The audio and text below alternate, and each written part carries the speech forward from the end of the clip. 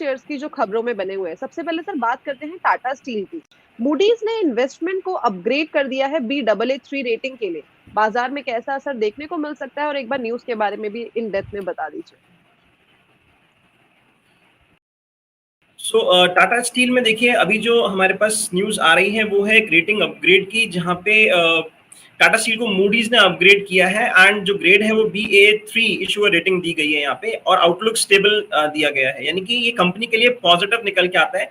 Tata steel के विषय में आई थिंक बहुत ज्यादा बताने की जरूरत नहीं है, आवश्यकता नहीं है। एशिया का पहला प्राइवेट इंटीग्रेटेड स्टील प्लांट है और इनका प्रोडक्ट पोर्टफोलियो पूरी तरीके से डाइवर्सिफाइड है। इनफैक्ट बेस मेटल्स में जहां पे काफी ज्यादा तेजी देखी गई है हाल ही के दिनों में, वहीं टाटा स्टील भी अगर आप देखेंगे तो अपना जो उसका हाई है 150 से नीचे थोड़ा सा ट्रेड करा, 87 रिट्रेसमेंट दिखाया है एंड वापस अपने नए हाइस की तरफ बढ़ता हुआ नजर आ रहा है।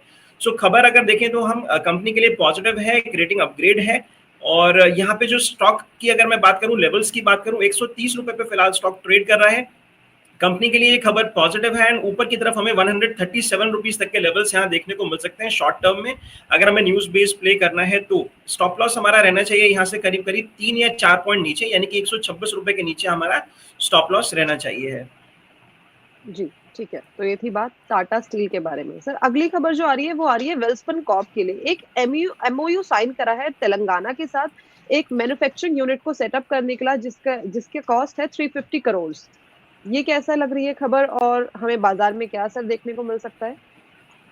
देखिए वेल्सपन अगर हम पूरे ग्रुप की एज सच बात करें तो यहाँ पे आप देखेंगे कि ऑलमोस्ट सभी कंपनीज आउट परफॉर्म करती हुई नजर आई हैं, भले ही वो वेल्सपन कॉर्प हो, वेल्सपन इंडिया हो, वेल्सपन इन्वेस्टमेंट्स हो। तो जिस तरीके से कैपिटल एक्सपेंडिचर की बात आ रही है जहाँ पे एक नया प्लांट सेटअप कर रहे हैं, वो डेफिनेटली कंपनी के लिए एक बून साबित होगा और यहाँ से कंपनी फर्दर अपने मार्जिन्स को, अपने रेवेन्यू को, अपने आउटलुक को इंप्रूव करती हुई नजर आएगी। तो कंपनी के लिए अगेन ये एक अच्छी खबर नजर आ रही है। फिलहाल वेल्सपन कॉर्प की अगर हम बात करें तो ट्रेड कर रहा है टेक्निकल चार्ट्स पे, अगर हम देखेंगे 398 यानी करीब 400 रुपए के लेवल पे। यहाँ पे अगर ट्रेड लेना है तो 387 रुपए के नीचे का हमारा स्टॉप लॉस होना चाहिए है, यानी कि करीब करीब 10 पॉइंट नीचे। और हमारे लिए ऊपर जो टारगेट्स निकल के आते हैं वो आते हैं करीब करीब 415 से 420 रुपए के टारगेट्स वेल्सपन कॉर्प में। तो कंपनी के लिए ये खबर भी पॉजिटिव है, बने रहना चाहिए निवेशकों को। और अगर ट्रेडिंग बेस्ड नजरिया है तो हम लोगों ने अभी अभी जो लेवल्स डिस्कस करे हैं उस हिसाब से ट्रेड सेटअप प्लान कर सकते हैं। 387 के नीचे का स्टॉप लॉस और ऊपर की तरफ 415 से 420 रुपए के टारगेट्स। सर एक बार टाइम ड्यूरेशन बता देंगे टारगेट्स के लिए?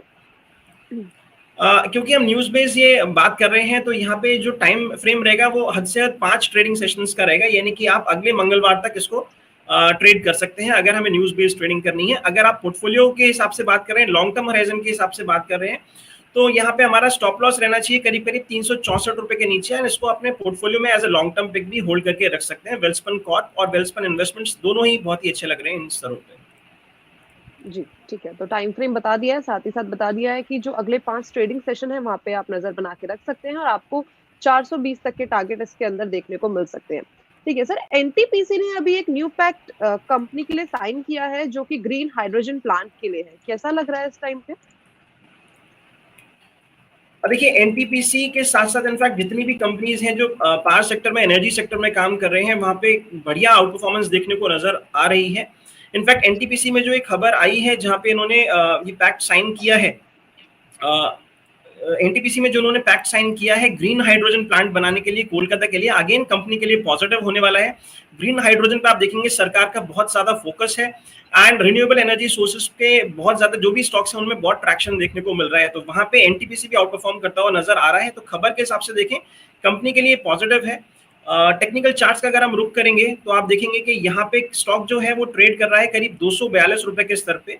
यहाँ पे कंपनी में लॉन्ग रहने की सलाह है, both trading point of view से as well as investment point of view से। ट्रेडिंग पॉइंट ऑफ व्यू से हमारा स्टॉप लॉस करीब करीब यहाँ से 6 पॉइंट नीचे रहने वाला है, 236 रुपए के नीचे हमारा स्टॉप लॉस होना चाहिए। एंड उसके ऊपर हमारे पास जो टारगेट है वो 245 रुपए और 255 रुपए के निकल के आते हैं स्टॉक में। फिलहाल स्टॉक ट्रेड कर रहा है 242 रुपए पे, तो 245 और 255 पे 55 के टारगेट के लिए 237 रुपए के स्टॉप लॉस के साथ स्टॉक में बने रह सकते हैं। जी ठीक है, तो ये थी राय एनटीपीसी के ऊपर। बता दिया है खबरों का क्या असर हमें स्टॉक के अंदर देखने को मिल सकता है। सर सालासर टेक्नो, इसने अपना ऑपरेशन स्टार्ट किया है जिंक गैल्वेनाइजेशन प्लांट के लिए। राइट, सलासा टेक्नो का मैं एक बार चार्ट लगा लूं। हालांकि न्यूज जो आ रही है वो जो जिंक प्लांट इन्होंने लगाया है उसके एस्टैब्लिशमेंट से रिलेटेड आ रही है। एंड जी। ये बता रहे हैं कि जो जिंक का गैल्वेनाइजेशन प्लांट है वो ऑपरेशंस कमेंस कर रहा है, यानी कि जो ऑपरेशंस हैं एस्टैब्लिश प्लांट हो चुका है। यहाँ से जो आई मीन कंपनी है ये ऑपरेशन स्टार्ट करेगी इस प्लांट में, जिंक गैल्वेनाइजेशन प्लांट में।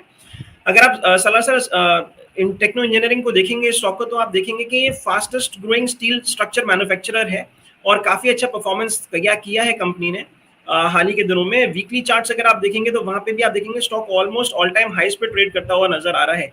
तो अगर हम न्यूज के पॉइंट ऑफ व्यू से देख रहे हैं, अगेन कंपनी के आर्म्स एमिनेशन में एक नया प्लांट जुड़ रहा है, नए रेवेन्यूज यहाँ से रेवेन्यू सोर्सेज यहाँ से बनते हुए नजर आएंगे। चार्ट की अगर मैं बात करूं तो यहाँ पे वो ट्रैक्शन या वो एक्शन इस न्यूज के बेसिस पे देखने को नहीं मिल रहा है। स्टॉक अभी फंसा हुआ है करीब करीब 50 रुपीज से 55 रुपीज की रेंज में, और एग्जैक्टली बीच में 53 रुपए पे करीब ट्रेड कर रहा है। उसमें अगर लॉन्ग जाना है तो 56 रुपीज के ऊपर ही जाना है, और अगर शॉर्ट पोजीशंस आपको लेके चलनी है तो 50 रुपीज के नीचे ही ट्रेड करना है।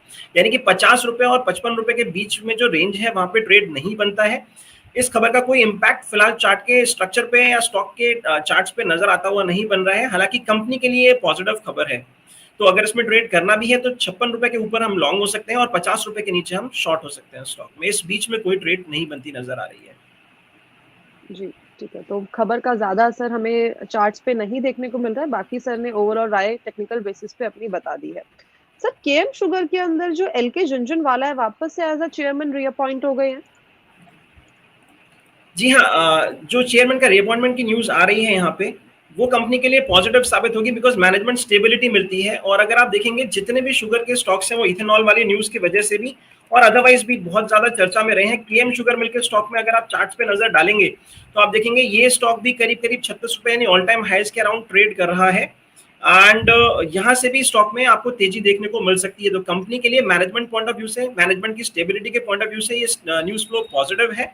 यहाँ पे जो अदर न्यूज फ्लो आ रहे हैं जैसे इथेनॉल पे सरकार का फोकस है, उन सब के हिसाब से भी चार्ट स्ट्रक्चर और साथ में न्यूज फ्लो दोनों ही पॉजिटिव नजर आ रहे हैं स्टॉक के लिए।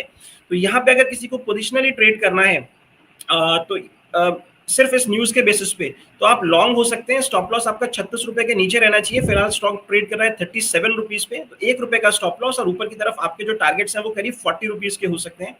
यानी कि यहाँ से 3 रुपए ऊपर की 1:3 का रिस्क रिवॉर्ड रेशियो यहाँ बनता हुआ नजर आ रहा है। 1 रुपए नीचे का स्टॉप लॉस 36 रुपए के नीचे, और ऊपर की तरफ 40 रुपीज तक के टारगेट्स आपको केएम शुगर मिल्स में देखने को मिल सकते हैं। न्यूज फ्लो पॉजिटिव है, मैनेजमेंट स्टेबिलिटी यहाँ से बनती हुई नजर आएगी। तो यहाँ पे मैं लॉन्ग साइड की ट्रेड ही सजेस्ट करूंगा विद प्रॉपर स्टॉप लॉस। जी, ठीक है। तो ये थी राय केएम शुगर मिल्स लिमिटेड के ऊपर। सर, वोल्ट मैप के अंदर प्रमोटर्स प्लान कर रहे हैं एक बड़ी ब्लॉक डील का, जहाँ पे वो 12 लाख शेयर्स बेचने वाले हैं।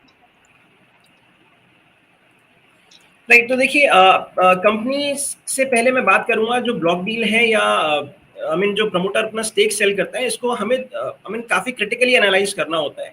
तो अगर हम जनरली बात करें तो प्रमोटर जब भी स्टेक सेल कर रहे हैं वहां पे एक मीनिंग ये जरूर निकलता है कि शायद स्टॉक इन स्तरों पे ट्रेड कर रहा है जो कंपनी के मैनेजमेंट के पॉइंट ऑफ व्यू से स्टेबल प्राइस नहीं है, या आई मीन जस्टिफाइड प्राइस नहीं है in terms of its valuations और फ्यूचर अर्निंग्स। तो वहां पे क्या होता है, प्रमोटर अपनी स्टेक बेचते हुए नजर आते हैं, बट सिर्फ इसी एंगल से देखना जरूरी नहीं होता किसी भी ब्लॉक डील को। ये देखना भी जरूरी है कि अल्टीमेटली जो ब्लॉक डील है वो जो अपनी स्टेक सेल कर रहे हैं उसका एंड यूज क्या है, वो फंड्स को कहाँ यूज करने वाले हैं, क्या वो फर्दर कैपेक्स में यूज होने वाला है, फर्दर मशीनरी या फिर कोई अपग्रेडेशन के लिए वो काम करने वाले हैं। तो ये न्यूज फ्लो जो है वो पॉजिटिव और नेगेटिव दोनों ही हो सकता है। बट जिस तरीके से चार्ट पे स्ट्रक्चर नजर आ रहा है वहां पे देखो वोल्टैम्प ने एक गैप डाउन ओपनिंग दी है, और ये करीब करीब आज की तारीख में 200 पॉइंट नीचे यानी करीब 4 से 5% नीचे ट्रेड करता हुआ नजर आ रहा है। तो 4735 पे स्टॉक अभी ट्रेड कर रहा है। इसने एक रनअवे गैप छोड़ा है 4925 के अराउंड। अगर आपको कहीं पे ये स्टॉक ऊपर की तरफ 4840 के अराउंड मिलता है वहां पे आप शॉर्ट्स में जा सकते हैं। एंड इसमें जो हमारा टारगेट रहेगा आई मीन नीचे की साइड रहेगा 4550 का टारगेट रहेगा। यानी स्टॉक अभी ट्रेड कर रहा है 4730 रुपए के स्तर पे। थोड़ा रिट्रेसमेंट अगर आता है तो शॉर्ट साइड में आप इसमें जा सकते हैं।